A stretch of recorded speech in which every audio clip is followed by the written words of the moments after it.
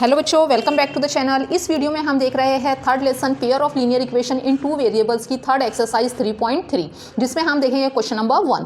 सो first question given है, solve the following pair of linear equations. हमें इस question में 4 पेयर्स गिवन है by elimination method and substitution method, और उनके हमें सॉल्यूशंस फाइंड करना है। एलिमिनेशन मेथड से भी करना है और सब्स्टिट्यूशन मेथड से भी करना है। एलिमिनेशन मेथड हमारे लिए नया है, जबकि इसकी पहली एक्सरसाइज मीन्स एक्सरसाइज 3.2 जो हमने सॉल्व किए थे वो सब्स्टिट्यूशन मेथड से किए थे, बट हम यहाँ पे देखेंगे अभी एलिमिनेशन मेथड से भी सॉल्यूशन और सब्स्टिट्यूशन मेथड से भी। सो फर्स्ट देखते हैं हम। फर्स्ट हम सॉल्व करेंगे इसको एलिमिनेशन मेथड। सो बच्चों, पहले हम इस इक्वेशन को सॉल्व करेंगे एलिमिनेशन मेथड से। हमने दोनों भी इक्वेशन ले लिया, x + y = 5, 2x - 3y = 4, ये दो इक्वेशन आ गई। एलिमिनेशन मेथड में क्या करना होता है, हमारे पास जो दो इक्वेशन गिवन है, इन दोनों इक्वेशंस के किसी एक वेरिएबल के कोएफिशिएंट को इक्वेट करना होता है। दो वेरिएबल है यहाँ पर, देखिए x और y है, तो चाहे हम x के कोएफिशिएंट को इक्वेट कर सकते हैं या फिर y के कोएफिशिएंट को इक्वेट कर सकते हैं, किसी भी एक वेरिएबल के। तो अगर हम यहाँ पे इक्वेशन 2 देखें तो इक्वेशन 2 में हमें क्या दिखाई दे रहा है, x के साथ क्या है 2 है, जबकि इक्वेशन 1 में x का कोएफिशिएंट क्या है 1 है। सो कोएफिशिएंट तो इक्वल नहीं है, यहाँ पे कोएफिशिएंट 2 है और यहाँ पे कोएफिशिएंट 1 है, तो इसको हमें इक्वेट करना पड़ेगा। तो इक्वेट करने के लिए हम जो इक्वेशन 1 है इसको 2 से मल्टीप्लाई कर देंगे, पूरी इक्वेशन को मल्टीप्लाई करेंगे। x को इक्वेट करना है, x का कोएफिशिएंट इक्वेट करना है, तो सिर्फ x को मल्टीप्लाई नहीं करेंगे, जब हम मल्टीप्लाई करेंगे तो ये पूरी इक्वेशन 2 से मल्टीप्लाई कर देंगे। जब हम इस इक्वेशन को 2 से मल्टीप्लाई करेंगे तो क्या बन गया, ये 2x 2y और 2 5 10। तो यहाँ पे क्या किया हमने, इक्वेशन 1 को 2 से मल्टीप्लाई कर दिया और इसको नेम दे दिया इक्वेशन 3। अब अगर हम इक्वेशन 2 और इक्वेशन 3 देखें तो हमको क्या दिखाई दे रहा है, दोनों भी इक्वेशन के जो वेरिएबल है क्या है वो दोनों भी इक्वेशन में जो x वेरिएबल है उसका कोएफिशिएंट सेम है, यहाँ पर भी 2 है, यहाँ पर भी 2 है। सो एलिमिनेट करना क्या होता है, किसी एक वेरिएबल को कैंसिल करना। जब हम एक वेरिएबल को कैंसिल करेंगे तो हमारे पास इक्वेशन इन 1 वेरिएबल आ जाती है और उससे हम इजिली हमारे पास उस वेरिएबल की वैल्यू आ जाती है। तो अब ये दो इक्वेशन आ गई, दोनों इक्वेशन में इक्वेशन 2 और इक्वेशन 3 दोनों भी इक्वेशन में x का कोएफिशिएंट सेम है। तो अब हम क्या करेंगे, इक्वेशन 2 से इक्वेशन 3 को माइनस कर देंगे। माइनस करेंगे तो +2 - 2 क्या हो जाएगा, कैंसल। तो ये आ गई हमारे पास इक्वेशन 2 और ये है इक्वेशन 3। अब हम इनको क्या कर रहे हैं, माइनस कर रहे हैं। तो ये इक्वेशन 2 और इक्वेशन 3 माइनस कर रहे हैं। जब हम माइनस करेंगे तो जो नीचे वाली इक्वेशन है इसके सभी साइन चेंज हो जाएंगे। यहाँ माइनस आ गया, ये प्लस भी माइनस हो गया और ये +10 भी -10 हो गया। ये आपको पता होगा कि जब हम माइनस करते हैं तो माइनस के बाद वाले जो टर्म होते हैं उन सभी के क्या है, माइनस साइन चेंज हो जाते हैं। माइनस हो जाता है प्लस और प्लस हो जाता है माइनस। तो यहाँ पर 2x 2y और 10 तीनों के साथ भी प्लस का साइन था, इसलिए यहाँ पे क्या आ गया, माइनस का साइन। अब देखिए ये 2x क्या है, +2x है, +2x - 2x क्या हो गया, कैंसिल हो गया। -3y - 2y, -3 - 2 क्या हो जाएगा, -5y इज इक्वल टू +4 - 10, तो ये हो गया -6। सो y क्या हो गया हमारे पास, -6 अपॉन -5, माइनस माइनस कैंसिल हो जाएगा। सो y की वैल्यू क्या आ गई, 6/5।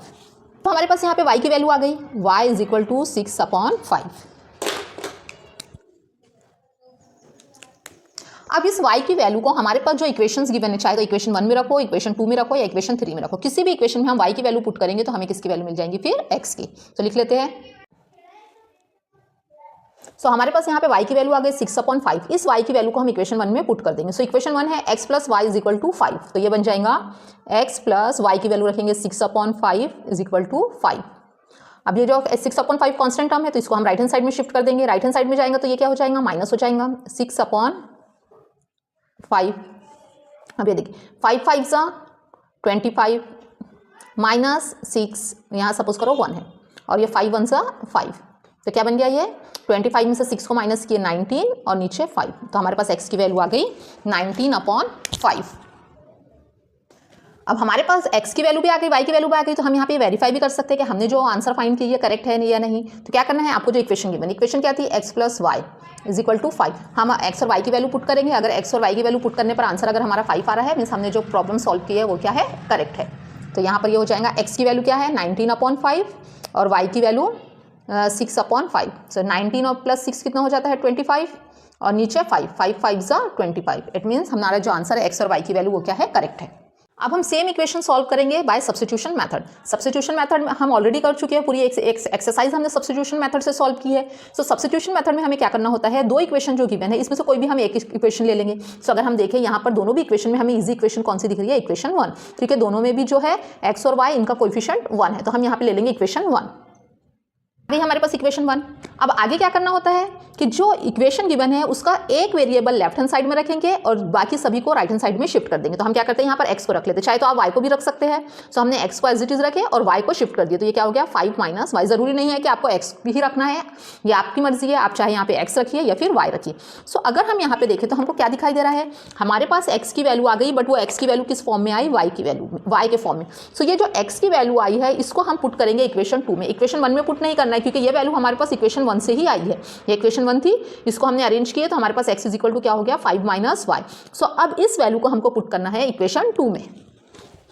सो x को अब हम पुट करते हैं इक्वेशन 2 में। इक्वेशन 2 है 2x minus 3y is equal to 4। अब जहां पर भी x है उसकी जगह क्या पुट करेंगे 5 माइनस वाई। सो ये बन जाएगा 2x की जगह 5 minus y minus 3y is equal to 4। अब इस ब्रैकेट को हम 2 से मल्टीप्लाई कर देंगे। सो 2 5 जा 10 minus 2 into y 2y minus 3y is equal to 4। अब ये 10 माइनस 2y और माइनस 3y हो जाएगा minus 5y is equal to 4। Means हमने यहाँ पे क्या किया, जो इक्वेशन गिवन थी उसको हमने इक्वेशन इन 1 वेरिएबल में कन्वर्ट किया। देखिए 1 वेरिएबल में आ गई इक्वेशन। सो चाहे एलिमिनेशन मेथड हो या फिर सब्स्टिट्यूशन मेथड हो, दोनों में भी हमें क्या करना होता है, जो इक्वेशन गिवन होती है उस इक्वेशन को हम 1 वेरिएबल में कन्वर्ट करते हैं और फिर उस वेरिएबल की वैल्यू फाइंड करते हैं। तो यहाँ पर भी हमने ऐसे ही किए। अब माइनस 5 को यहाँ रखेंगे हम और 10 को इधर शिफ्ट कर देंगे। सो प्लस 10 आ जाएगा तो क्या हो जाएगा माइनस 10 हो गया ये। So minus 5y is equal to 4। 10 में से 4 को माइनस किए तो क्या आ गया 6 और ये minus minus minus cancel. So y is equal to क्या हो गया 6/5। 5 को इधर शिफ्ट किए तो ये हो गया 6/5। आगे y की वैल्यू 6/5, आगे y की वैल्यू 6/5। अब जो हमारे पास y की वैल्यू आई है 6/5, इसको चाहे तो इक्वेशन 1 में पुट करो, इक्वेशन 2 में करो या फिर ये x जो गिवन है यहाँ पर पुट करो। इसमें से हम किस में भी रख सकते हैं। सो मैं क्या कर रही हूँ यहाँ पर y की वैल्यू को इसमें रख रही हूँ, x is equal to 5 minus y. आप चाहे तो किसी में भी रख सकते हैं, हम यहाँ पर इसमें रख रहे हैं। So x is equal to 5 minus y की वैल्यू 6/5। सपोज कर लो यहाँ पर 1 है। अब हम इसको क्रॉस मल्टीप्लाई कर लेंगे तो 5 5 जा 25 माइनस 6 1 जा 6/5 1 जा 5। तो क्या बन गया ये 25 में से 6 माइनस किए 19 और नीचे 5। सो x की वैल्यू क्या आ गई 19/5। एलिमिनेशन मेथड में भी हमारे पास सेम यही आंसर आया था, x is 19/5 and y is 6/5 और इसको हमने वेरीफाई भी किया। तो यहाँ पर अब हमें वेरीफाई करने की जरूरत नहीं है क्योंकि ऑलरेडी हम एलिमिनेशन मेथड में वेरीफाई कर सकते हैं। सो आंसर लिख लेते हैं यहाँ पे, solution of given pair of equation. Now the second pair of equation. Second equation क्या गिवन है 3x plus 4y is equal to 10 and 2x minus 2y is equal to 2। इसको हमने इक्वेशन 1 और इक्वेशन 2 दे दिया। पहले हम इसको सॉल्व करें एलिमिनेशन मेथड से। सो एलिमिनेशन मेथड में हमें क्या करना होता है, दोनों भी इक्वेशन के किसी एक वेरिएबल का कोएफिशिएंट इक्वेट करना होता है। वेरिएबल कौन से है यहाँ पर, x है और y है दोनों में, तो इनके जो कोएफिशिएंट है किसी भी एक का हम इक्वेट करेंगे। देखिए यहाँ पर देखिए दोनों सभी में अलग है, x का कोएफिशिएंट 3 और x का कोएफिशिएंट 2 है, दोनों भी अलग अलग है। यहाँ पर y का कोएफिशिएंट 4 है और यहाँ पर y का कोएफिशिएंट -2 है, तो ये दोनों भी क्या है अलग अलग है। तो हमें क्या करना पड़ेगा, किसी नंबर से मल्टीप्लाई करके इनमें इनके किसी एक वेरिएबल को कोएफिशिएंट इक्वेट करना होगा। तो मुझे यहाँ पर इजी क्या दिखाई दे रहा है, अगर इस इक्वेशन को हम 2 से मल्टीप्लाई कर दे तो ये 2 से क्या हो जाएगा 4 हो जाएगा। यहाँ पर भी 4 है और ये भी क्या बन गया 4 बन गया। अगर यहाँ पर देखिए दो इसका x का कोएफिशिएंट 3 और यहाँ पर x का कोएफिशिएंट 2 है, तो इसको अगर इक्वेट करना है तो हमको इस इक्वेशन को 2 से मल्टीप्लाई करना पड़ेगा और इस इक्वेशन को 3 से। जब ये क्या बन जाएगा 6, मीन दोनों इक्वेशन को मल्टीप्लाई करना पड़ेगा। बट अगर हम y का देखते हैं कोएफिशिएंट, तो y का कोएफिशिएंट 4 है और y का कोएफिशिएंट 2 है। मीन्स अगर सिर्फ इस इक्वेशन को हम 2 से मल्टीप्लाई करेंगे, ये क्या हो जाएगा 2 2 जा 4। तो हम क्या करते हैं इक्वेशन 2 को 2 से मल्टीप्लाई कर लेते हैं। आप ऐसे भी कर सकते हो, चाहे अगर आपको x इक्वेट करना है तो आप x को भी इक्वेट कर सकते हो कि इस इक्वेशन को 2 से मल्टीप्लाई कर दो और इस इक्वेशन को 3 से। सो हमने क्या किया, इक्वेशन 2 को 2 से मल्टीप्लाई कर दिया, 2 2 जा 4 माइनस साइन 2 2 जा 4 4y 2 2 जा 4। तो ये पूरा क्या आ गया 4x minus 4y is equal to 4 और इसको नेम दे दिया इक्वेशन 3।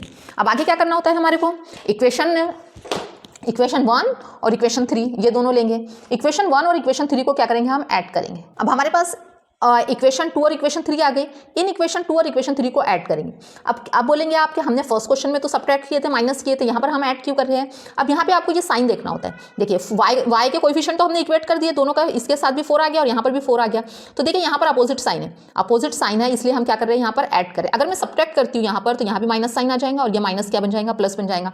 सो 4 + 4 और +4 फिर क्या बन जाएंगे 8 बन जाएंगे, कैंसल नहीं होंगे। तो हमेशा ये याद रखना, जिस वेरिएबल के कोएफिशिएंट को आपने इक्वेट किए हैं अगर उनके अपोजिट साइन है तो ऐड करना और अगर सेम साइन रहेगा तो फिर सब्ट्रैक्ट करना। तो यहाँ पर देखिए y के साथ प्लस है और यहाँ पर माइनस है, मीन्स अपोजिट साइन है, इसलिए मैं क्या कर रही हूँ प्लस कर रही हूँ। तो ये +4 - 4 क्या हो गया कैंसल। 3x + 4x 7x, 10 + 4 14। सो क्या बन गया x is equal to 14/7। So x की वैल्यू क्या आ गया 14। x की वैल्यू मिल गई x इज इक्वल टू 2।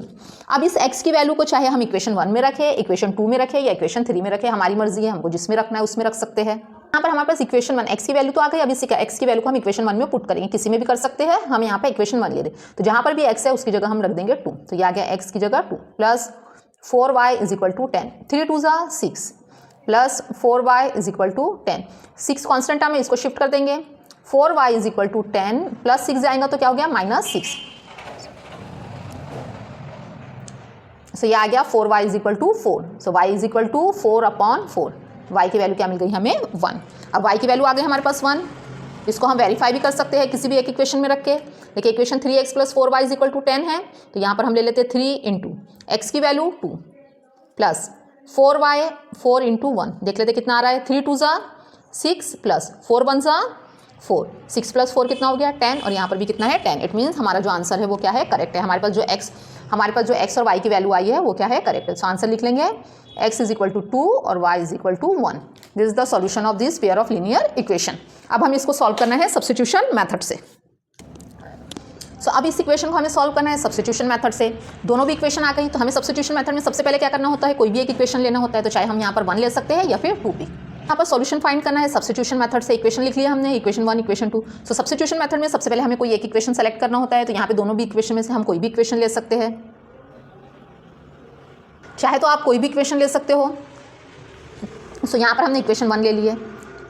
अब सब्स्टिट्यूशन मेथड में आगे हमें क्या करना होता है, हमने जो इक्वेशन सेलेक्ट की है उस इक्वेशन के एक वेरिएबल को लेफ्ट हैंड साइड में रखना है और बाकी सभी को राइट हैंड साइड में शिफ्ट कर देना है। तो मैं यहाँ पर 3x रख लेते हैं और 4y को शिफ्ट कर देंगे। सो ये हो गया 10 - 4y। अब यहाँ से हमें जो इसके साथ कोएफिशिएंट है, जो नंबर है, उसको भी हटाना होता है। तो जब हम x को हटाएंगे तो ये कहाँ चले जाएगा, डिनोमिनेटर में। सो ये क्या बन गया 10 - 4y/3। सो ये हमारे पास x की वैल्यू आ गई y के फॉर्म में।